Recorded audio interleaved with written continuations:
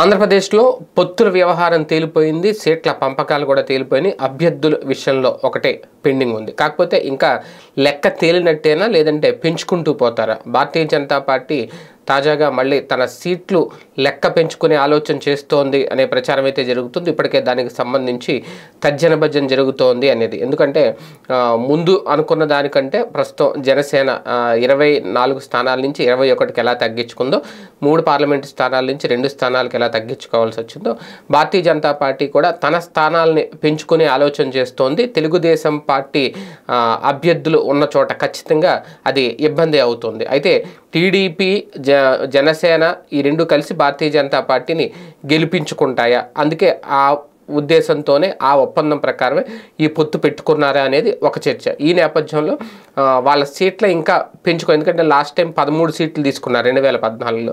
ఆ లెక్కను చూసుకున్నా ప్రస్తుతం తమ ఓటు బ్యాంకు పెరిగింది అని అనుకుంటున్న నేపథ్యంలో గతంలో కూడా నెల్లూరు ఉప ఎన్నికల సమయంలో ఇండివిజువల్గా బరిలోకి దిగి దాదాపు 25,000 ఓట్ల వరకు తెచ్చుకుంది భారతీయ జనతా పార్టీ. అప్పుడు జనసేన అభ్యర్థిని బరిలోకి దింపలేదు. సో ఈ లెక్కలన్నీ వేసుకుంటుంటే వాళ్ళ ఓటు శాతం గతం కంటే పెరిగిందని ఆలోచిస్తుంది భారతీయ జనతా పార్టీ.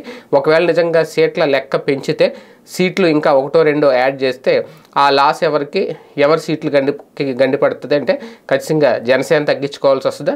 టీడీపీ ఇప్పటికే 144 ఫిక్స్ అని అనుకుంటున్న నేపథ్యంలో వాటిలో ఏమన్నా తగ్గించుకుంటారా? చూద్దాం.